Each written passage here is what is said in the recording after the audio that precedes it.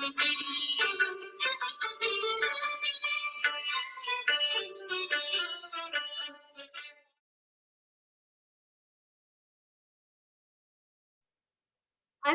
Namaskaram, which means Namaskar to everyone in Telugu.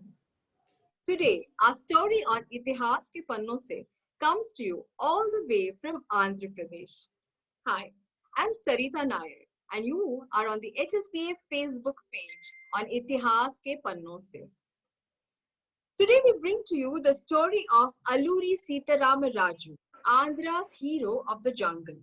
He adopted the guerrilla warfare to bring about a full-scale violent rebellion against the colonial police and army in the 1920s. A non-tribal, he led a tribal rebellion against the British in the forest areas of East Godavari and Vishakhapatnam regions. Bringing us the story from her own native and community is none other than Sree Karuna. Let me tell you a little bit about Sree Karuna.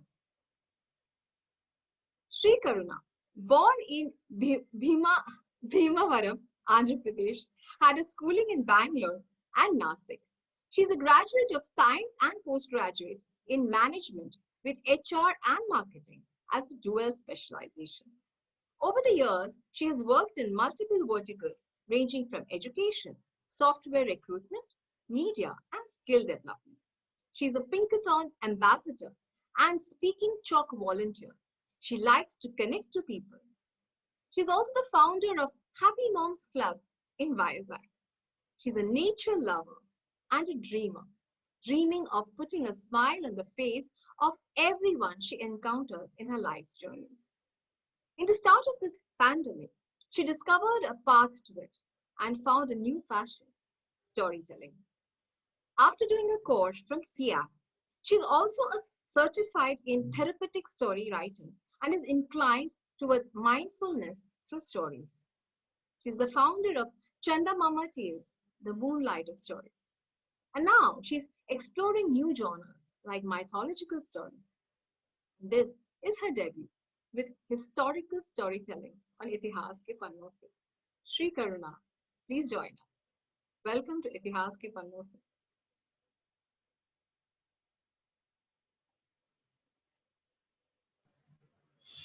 Hi. Hi. Thank you so much, Sarita, for the lovely introduction. And I'm really honored to be on Itihaas Ke Pannon Se doing my debut of historical storytelling. It's our pleasure to have you here, and I'll go off video and give the online stage to you. Thank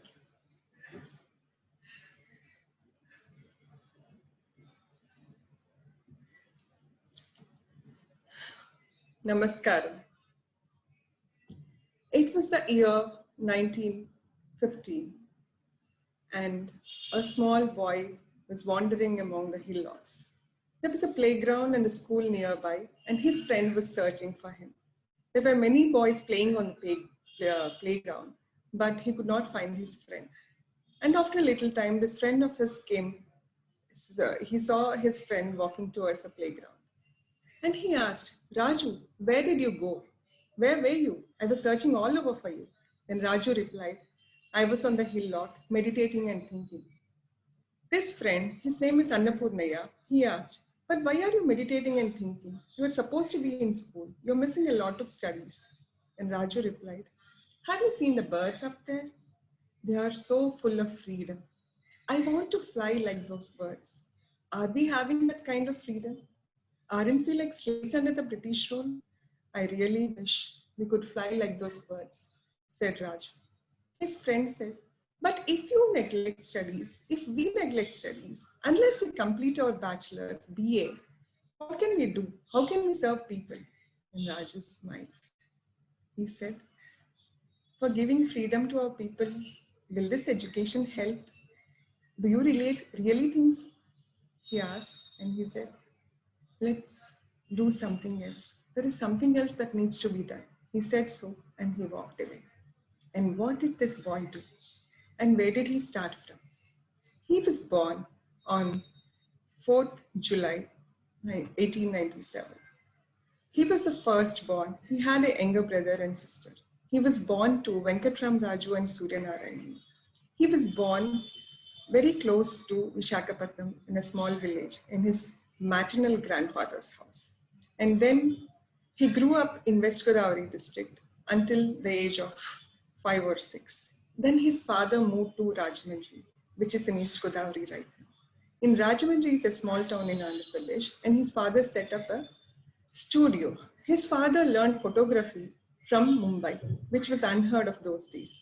And his father taught him to paint and a lot of stories about freedom struggle from the 18th century. And he grew up hearing to the stories and filled his heart with patriotism. But everything changed suddenly. His father died due to cholera in the year 1908, and suddenly the world came crumbling down on this family. His father used to earn 300 rupees per month, due to which their family lived like a zemindar's family. Everything was lavish. They had servants, they had a chef, relatives were coming and going and everything. And he had a servant to escort him to school. And now suddenly the family was dependent upon relatives, and his schooling was haywire. His paternal uncle, the younger brother of his father, was Ramakrishna Raju, who worked for the British government. He was a deputy collector. And so Raju's education moved from one place to other place. He sometimes had to be joined in the missionary schools, which he didn't like. He did not like being educated in missionary schools that belonged to the British. There was some unrest in him right from that age. So he used to come out of the school sometimes on his own will, sometimes because of his uncle's transfer. And finally, in his 9th grade, he came to Thun. And he was not going to the school regularly. He used to go and sit on the hillocks and think and ponder. And his mother asked Niladri Raju, who was a then poet of the Thuni Maharaja, what is happening to my child? You are good in astrology. Please see his palm and his horoscope and let me know. Then Niladri Raju said, your son will not study further, but he will have a lot of knowledge and he will become a great leader. But he has a threat of death at the age of 27. And if he surpasses that threat, then there is no looking back. He will be a very well-known leader. When Niladri Raju said that, his mother was shocked, and so was Raju. He was taken aback, but for a very minimum period. And he thought, very soon I'm going to die, but before I die, I have to achieve something. I definitely have to achieve something. And he learned astrology from Niladri Raju and other Vedas and scriptures and all the great texts that were available in Telugu Sahityam that day. And then he took a little money, maybe that would just be enough for a few days of meals, and he started walking. And where did he walk to? He walked across the nation. He started his journey from Vishakhapatnam and he reached Bhubaneswar. In Bhubaneswar, he met a Pandit and he wanted to find out, was the prophecy of the astrology true? Then he asked the Pandit. And when the Pandit reconfirmed, yes, there is a death threat for you at the age of 27, then his trust in astrology grew. And he reaffirmed his knowledge there with that Pandit. And he also learned Ayurveda and other things and proceeded further towards Kolkata. In Kolkata, he met great leaders like Motilal Nehru, Madan Mohan Malviya, and Vipin Chandra Das and Bankim Chandra Chatterjee and all these people. And there on he proceeded towards Lucknow, Baroda, Ujjain, Varanasi, Gangotri, Yamunotri, Kasi, Prayag, and all these places. Because he had two quests. One was spiritual quest and the other was to have a look at the people under the British rule. One was satisfying his soul. Spiritually, he was becoming more stronger and stronger. And the other was rekindling the unrest, seeing the plight of people in Bengal, Maharashtra, and other Punjab and other places. His fire in him started getting bigger and bigger. I have to do something for the people of my country. Then around 1917, he came back to Andhra Pradesh because he remembered his mom, his younger sister and brother. And also he wanted to start from where his roots were. when he came back to Andhra Pradesh, he didn't want to go directly to his mother. So he went to Tuni, the place where these all hills were there. These hills were stretched from Visakhapatnam district to East Godavari district.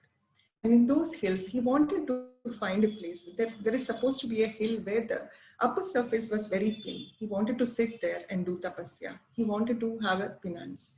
And when he was searching, he came to a village called Krishnadev. And those villagers suddenly looked up and saw this person who was very saintly. He had grown hair, he had a beard which was long, and his clothes were not very bright, they were very and they were dirty and all that. But there was a divine kind of shine coming from his face, and there was literally willpower in his determined chin and the sharp nose and that eyes, they were gleaming with intellect and all that knowledge he gained over the years. And they looked up at him and asked him, "What do you want?" He said, "I want to go to that hill." "What for you want to go to the hill?" When the villagers asked him, he said, "I want to do penance there." And the villagers said, "This whole place is a forest. You can do penance anywhere. You take rest and take some food." From then on, slowly he started becoming more and more affectionate towards the villagers. All his knowledge of Ayurveda, treating them with herbs and everything, his astrology, palmistry, his spirituality, he could tell them Ramayana, Mahabharata. And those days, those tribals, most of the men were having the habit of drinking a lot. So he tells to the ladies like and others, and all the toddy palms were destroyed, and slowly he imposed fine on them and gram panchayat. In this way, part of Gandhiji's influence was there on him. No drinking for the men and gram panchayat, self-sufficiency and all that. So over a period of time, Raju grew in that area. The tribals started treating him like God, because at times he used to sit in meditation even when there were snakes going around, and some people said that they were cheetahs or some tiger, and he was unperturbed. So they all thought he's a miracle man and he's God. And over 4 or 5 years, and meanwhile, the unrest in the tribals was going on due to the British government. And what a government it was. Because in the 1882 Forest Act, they were not supposed to take tamarind or honey or anything. They were not supposed to have that podu cultivation there, that is a shift cultivation, so that they can grow something. Due to all this, there was unrest in the tribals, and they were treated as slaves. They were beaten, and they were hardly given any money. They were literally tortured. And all this was happening. And they used to come to Raju. And Raju used to say, "You need not listen to them. You can be stronger." And the leadership qualities in him were growing day by day. And finally, the time had come, and he felt like going once more. And this time he went towards Nasik, and for a little time, and he came back. When he came back, meanwhile, his popularity reached up to the officers, and one of the officers called upon him. And he happened to be Fazullah Khan, who was working for the British government. He said, "Who are you? Where do you come from?" And he said, "I went out of Andhra Pradesh. I was not here," and all that. Then when Fazullah Khan came to know that he is the nephew of Ramakrishnan Raju, who was the deputy collector, and Ramakrishnan Raju was Fazullah Khan's friend. Fazullah Khan said, "I'll give you a job for your 9th grade ability. Why don't you join the government and look after your mother and all?" Raju refused. "I do not want to work for the British government." When Raju refused, Fazullah Khan said, "Okay, for your sake, I will change it. I'll give you some land, 50 acres of land, 2 bullocks, a cart, and a cow for the milk that you drink and all that. And meanwhile, I know that the agricultural outcome will start only after 4 or 5 months. These 4 or 5 months, every week, how much ever is income is necessary for an average family, that much income will be given to you." Raju thought, if I say no, the vigilance will be more on me. The government might, hamper my duties. And he says yes and ready to accept. He accepts that, but that was in the February in the year 1922. But He did not like it. Within 4 months, he writes a letter. I'm not interested. I'm going to go again to the north. I'm going to Himalayas for doing tapasya, and I will go off to Nepal somewhere. So I'm returning the land and you can do as you want. And meanwhile, Fazullah Khan also expired. And then as day by day, this British government atrocities were growing, then the Raju thought the time has come. It was 15th August, 1922, exactly 25 years before we got our independence. On that day, Raju called all his followers whom he collected all these 4 years. He told them, he gave them some rules. Rule number 1, we should not drink because drinking weakens our spirit and will not be able to fight. Rule number 2, you should not go to your wife or any other lady, or you should not keep in touch with your family. The moment you keep in touch with your family, the British will be behind you through your family, they might harm you. So, and rule number 3, wherever we go to the villages, we will take food for only one day because the villagers themselves don't have food to eat. We cannot demand from them food for more than one day and whatever they give. And rule number 4, the most important one is we will not kill or harm anybody, especially Indians in the British Army. Our motto is only to scare the British government and drive them away. With these 4 rules, Raju had 4 or 5 very, very strong followers. They were Aggiraju, Gantam Mallam Dora, and Gantam Ganganna Dora. With these people, Raju planned his first action, and that created a tremor in the British government. That action was to loot a police station. And before looting that, on 19th August, Raju performed Rudrabhishek to the Shiva god because he is very spiritual, as I was telling you.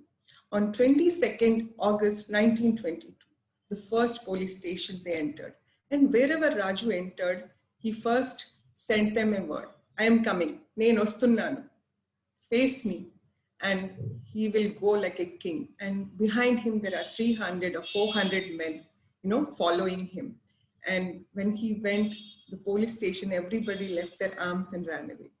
This was the first day, and he has some rifles and bullets and all that. And then Raju took out the diary in the police station and wrote whatever he took. He was so systematic because he didn't want that the policemen would be harmed later on, that they hide something or something. Everything had to be perfect for him. And there he signed Alluri Sree Ramaraju. His name was Alluri Sree Ramaraju. And why is he called Sita Ramaraju is a story which we can discuss later. So this was on 22nd August, and 23rd August, Krishnadevuni Peta police station. And on 24th August, Rajabamali police station. 3 police stations looted for their arms 3 consecutive days. And there was a tremor in the British government. Who is this Raju?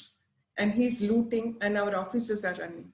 And later on, lots of other police people were called, and everybody was scared of Raju because Raju never left any trace anywhere. And none of the tribals were giving about his whereabouts to anyone, not even a small clue, because they worshipped him like God. This went on for a few months, and then Scott Coward and Hyder have come to find Raju. And again, Raju sent a word. I am here. If you have gal in you, please come and catch me. Meeku dhairyam unte, ochi nannu pattukondi. Like that he sent. And this was called a chili mail.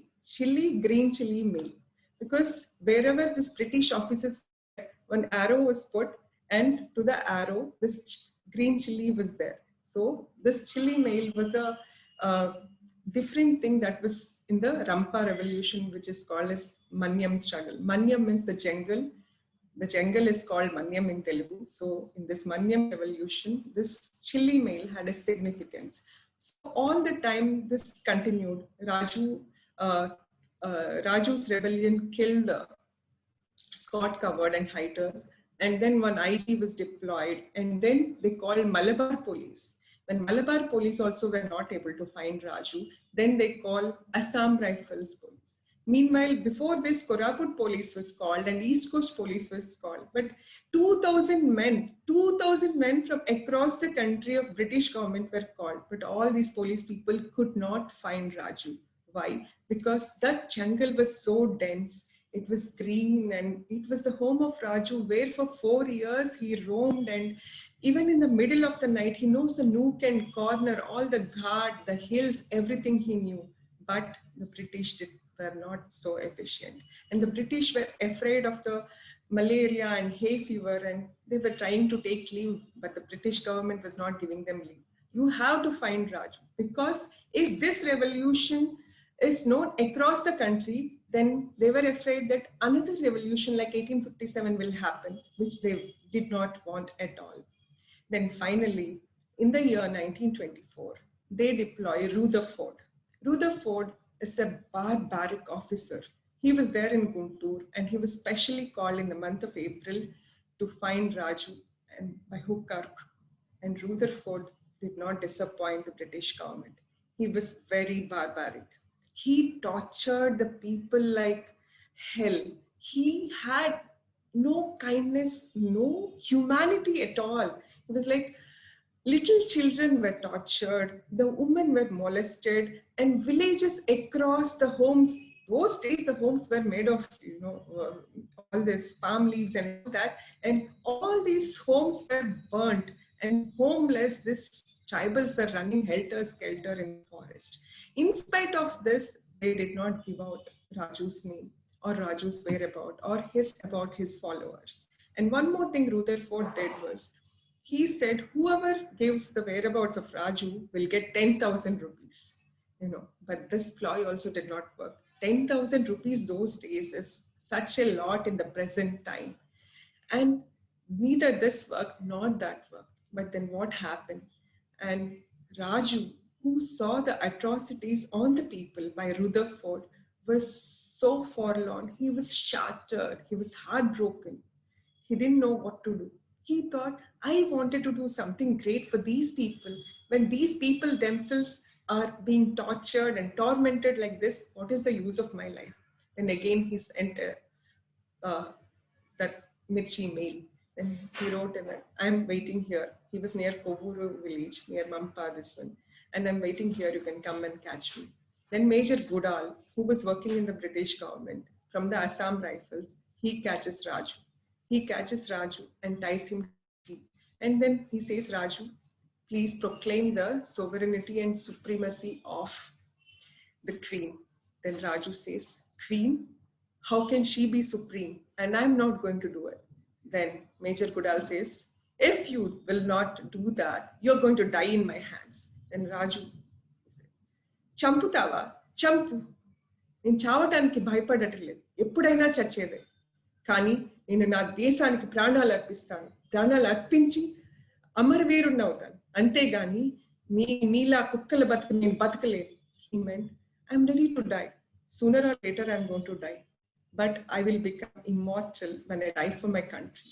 But I won't be like dogs, like you people who are working for the British government. And saying that, when he heard that, Major Goodall got very angry. He lifts up his rifle and from point blank, he shoots Raju. And then Raju closed his eyes. And that was the last of this Manyam Veerudu, the jungle Robin Hood, or the great leader. And after this, there was an epilogue. Rutherford came rushing to that because he wanted the credit of catching Raju. He asked Goodall, why did you shoot Raju? Goodall said, I couldn't control myself. Then Rutherford said, we are answerable to our government. You tell them that Raju was trying to escape and then you shot him. And that's what they said. And they took Raju to the place where he is, Krishnadevanipeta, and they lit the fire, and that ashes, they put it in the river. And that was the end of Raju. And in that place, there is a memorial till date. But that memorial is not kept so well. But Raju does not need any memorial. He is alive in each and every Andhra people's hearts. Why I'm saying only Andhra? Because he's unknown to the rest of the country. I hope through this page, today, rest of the people will come to know of this great unsung hero.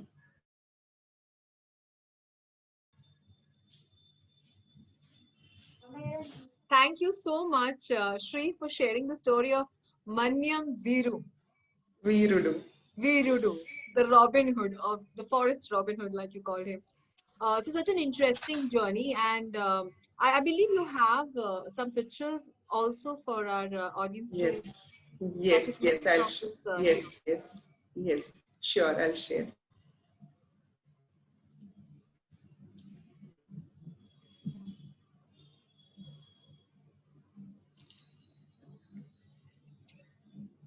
So what stood out for me is, you know, how all these young revolutionaries that we've been having on Itihaas Ke Pannon Se, the vision for them is very clear. It's to contribute towards the freedom of India.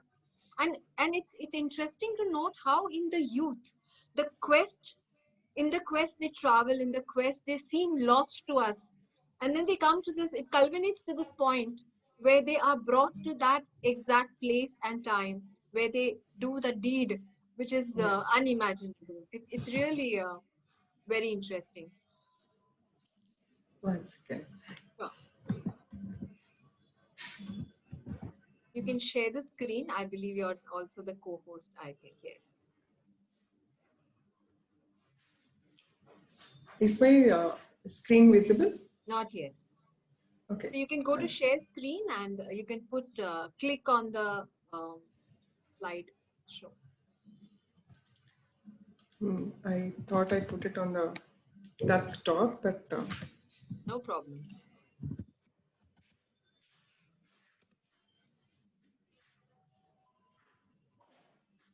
What is also interesting is that he had a very normal childhood initially before the death of his father. yes, yes, yes, yes. You mentioned that they had a very lavish life because as a photographer, his father had a good income, and then life Yeah. changed with death and how he was forced to look at the other side of life. So, Is my screen visible, Sarita? not yet. No problem. What I would suggest is maybe we can do that later also. Would you like me to?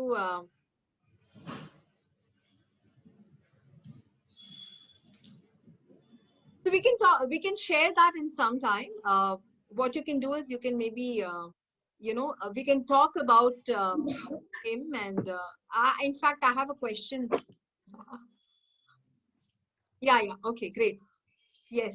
Thank you so much. Yeah. Yes. Yes. You can put it on the slideshow, and we'll be able to see it. Thank you to your little one for coming in. Yeah. So this is Aluri's. Yeah, dead body. Yes. That was although his father was a photographer. Unfortunately, his own childhood photos are not many. Oh. We have only his childhood photo of when he was in a school yeah, in one of the schools after his father's death, actually. Okay.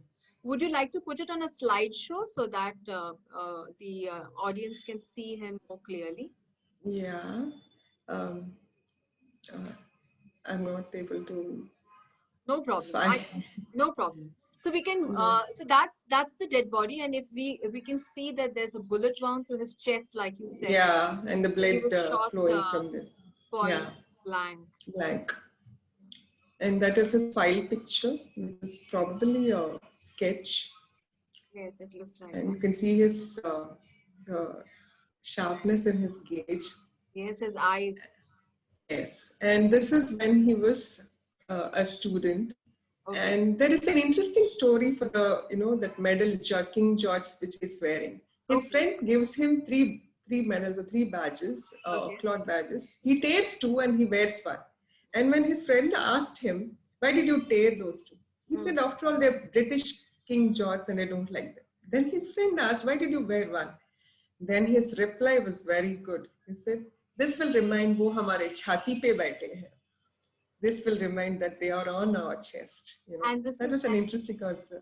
Definitely. And this is at the age, this is the age when he actually said that. Yes. Yeah. He And his had eyes that has a lot of determination in him. This is how yes. he looked before he went to the forest, is it? Yeah. Before he went on to the North India tour actually. Okay. Because once he went on the tour, then there was, I mean, he didn't have worldly things. He grew his hair, he grew his beard, and he went on to the spiritual journey. And in the year 1986, you know, they released a stamp on his name, Indian government. Such So was this his is, contribution towards the independence, which was yeah, recognized by the it government. was recognized. And this was one of the police stations that he looted. And this is the handwritten letter which is still there in the government records when he said, I don't want this 50 acres of land, you take it back. This is his handwritten letter. That's his So handwriting these in are, Telugu. It's written in yes, Telugu. yes, it is written in Telugu. So these are all the proofs. And there are a lot of government records where each and every police official was writing to Madras presidency. Madras presidency, this whole rule came under Madras presidency. So they used to write to the presidency people, send the armed forces, our police is not enough. These kind of letters, by various government officials are there in government records. So this is all a proof for his valor, for his bravery and everything. And Yes. how much he harrowed the British in those hills, so much so that if I remember, you mentioned 2,000 additional forces were called in to search for him so that they could Yes. stop the destruction that he was Yes. causing. That's Yes. his power and his impact. And in one of the records, it's also mentioned that they spent 15 lakhs of rupees in those days to catch him. When these 2,000 people were deployed, and for these 2,000 people, they had to, have accommodation and tents and food and logistics and all this, and their wages, of course. 15 lakh rupees was spent to catch Those days, this. in those Yeah, days. in those days, not now. Yeah. So that is the kind of threat they saw in him Yes. towards maybe the entire state's rebellion and revolution that was coming up. Yeah. So Yeah. thank you for this lovely story. And I would like to invite the other storytellers to join us. We also have your lovely daughter in the audience here. So we would love to meet her as well. So I would request all the storytellers who are here to support to just come on video. Please join us. And maybe we can stop screen share so that we can see everyone. Yes, thank you. That's Vanilla. That's Sree Karuna's daughter. Hi, thank you so much for joining us today. You're on mute, dear. You're on mute, yes.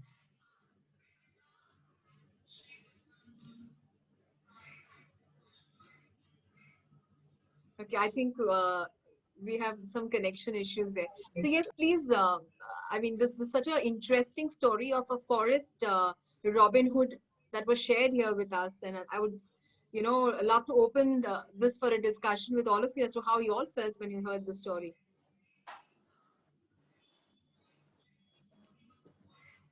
Thank you, Sree, for that really inspiring and I could see that it was so much in your heart. The story came from your heart. So thank you for sharing. And I think the first sentence that really stayed with me was, I want to fly like a bird. For a young child to say that, I just feel like there were clues throughout in his growing up that he was on a journey to, like larger things or a higher consciousness sort of a look at life. And thank you for sharing his story, Sree. My pleasure, Ramya. Before I move to the next storyteller, we have a message from Shree's daughter. She's got a bad internet connection. She says, "You are wonderful, mom, and proud of you." So we're all proud of you. Yes. And please carry on. Yes. So wonderful, Sree. I'm very proud of you too. Thank you, my guru, my mentor. No, I'm it's so happy. wonderful, so beautiful, and very well presented. very calmly. Though it was such a, I mean, the story, I had no idea actually. I've never heard the story. So for me, it was absolutely new and very moving. And the way, you know, they can just kill like that and just throw away and counter. It's very relevant today also, by the way, though we have freedom. I know. And And the most wonderful thing about this is when I did the research and this all is around the area I'm staying. I'm staying in Visakhapatnam, yeah. and with all hilly areas nearby. He was born near my native place. He belongs to my community. And I met an 80-year-old man who did tremendous research on him, who met his younger brother, who met his brother's son, nephew, and he narrated to me this story for 4 hours. And from 4 hours, I had to cut it short. I am having that 4 hour story, each and every battle, how he fought, how he hid behind the hills and everyone, and how he. So, and he Amazing. told to me with such passion the last Sunday. Amazing, real. And we can see you are soaking in the story right now. Yeah.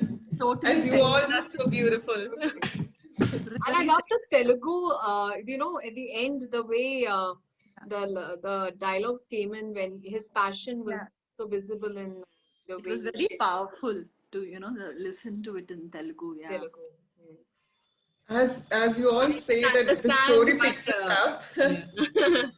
But you know, Good. the essence, one could actually feel the essence. So beautiful. Thank you so much for sharing this story, and you know, Karuna and Sarita. Thank So you so much. wonderful. You have to listen. Oh, there's your little one. Yeah, Shubha, you wanted to say something. Firstly, thank you so much. It was such a very moving and a very inspiring story. And the beauty of it is you were so calm and you just narrated it so beautifully. And then all that power was channelized towards when you know, said those dialogues in Telugu, the power just came gushing out of you. Yeah, that is absolutely beautiful. I really loved watching you narrate the story. And I really like the nuances, that chilly mail and the way he talked. You know, he was so meticulous about writing his diary and what things he's taken, all those little things. I think all of them added such flavor to the story. So, The green so chili much. mail is fascinating. I mean, can you tell us a bit more about it? I'm so curious. Yeah, And I think, sorry, just this last. I think it's a beautiful journey for you as well because you've heard it from a person rather than reading it.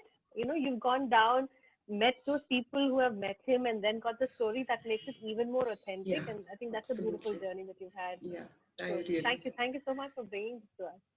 In fact, I must share, after she met the person and we spoke on the phone, and she was, you know, I could feel the vibration, the excitement that she had that entire 4 hours that she had spent with this person. And he also gave her a book, I believe. Yes, Sree? Yeah, he gave me a book. Yeah, and that book is actually an amalgamation of 10 to 11 books which other people wrote about him. It was not a single person written. In that, he had excerpts of all these government orders that government officers wrote to the Madras presidency. Everything was so authentic. So I really had this pride. As you all, my seniors say that the story calls you and story engulfs you. Three months back when you said I'll be on HSPA and choose your story, I never thought I'll be presenting this story. I was searching for stories and the story came to me. And as a child, although I was also born just, near where his father was there, it's very close to my paternal grandparents' place, hardly 5-6 kilometers at places. But I never read in detail about this person. Superficially, I knew because every August 15th Independence Day and all, here in schools, people will, have that bow and arrow and an orange dhoti and fancy dress and all. They'll be like Alluri Sitaramaraju and they'll sing. And there were movies made about him and things like that. And one more movie of the Bahubali director is going to be made, a little bit fictional, about this guy from Andhra Pradesh and Komaram Bhim from Telangana. So when both fictional and heroes meet, that movie is being made. So yeah, when in Andhra Pradesh, in and around Andhra Pradesh or Telangana, when people think of a great freedom fighter who had the courage, who had the valor, his name comes on the top. And I'm so proud that I could be able to tell it today. And thank you so much for giving me this opportunity, for having the faith in me and trust in me that I could deliver. Thank you so much for sharing this story with Itihaas Ke Pannon Se. It means a lot to us. And I don't know if everybody knows, but she shares his surname as well. Yes, Yeah. fine. You know what? We South Indians don't have actually the surname, like Kapoor or something like that. And when, as I said, I studied in Nashik, they used to ask me, "What is your surname?" And when I said Raju, they used to say Raju. Raju is a pet name for boys and girls here. And then I used to think, what kind of surname do I have? Then I had another actual home name that then I used to give them the example of PT Usha. You know what PT Usha means? Pillaval Kundi Tekka Parambil Usha. So like that, my G means Gottamukala, but Raju is my community name. Then this was strongly edged that everybody is making fun of my surname, that in my SSC 10th standard certificate, when I had to sign, I did not sign my surname. I just signed, I didn't even sign my, first name Sree. I just signed Karuna, what everybody used to call. And for many years, my signature was only Karun. And later on, it's Sree Karuna. Even on my Facebook, it's Sree Karuna. I had something against this surname. It reveals which community or caste. First thing people ask you is what is your name and what is your surname. And once you tell your surname, they assign you to a particular community or caste. I didn't want that to happen. So this small incident had such a strong. But I'm proud that I belong to such a great man's community. Now I proudly say I am a Raju. Yes, I'm a Raju. But it all has so much of impact.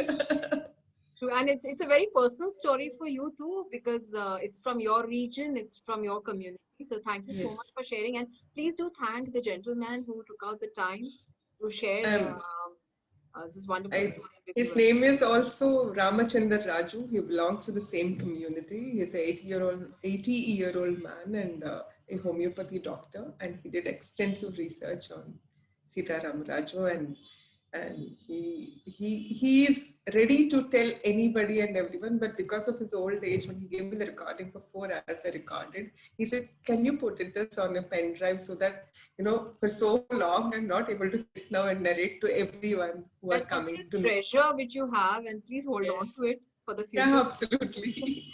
And with that, I would like to, take leave with our Facebook viewers who are there. Thank you all for joining us today on our episode 4. Do share the story of this tribal rebellion revolutionary hero, which very few people in the other states would be aware of. And do like, share, comment, give us your feedback on Itihaas Ke Pannon Se. We would love to hear from you. What is it that you are looking for? What is it that you would like us to incorporate?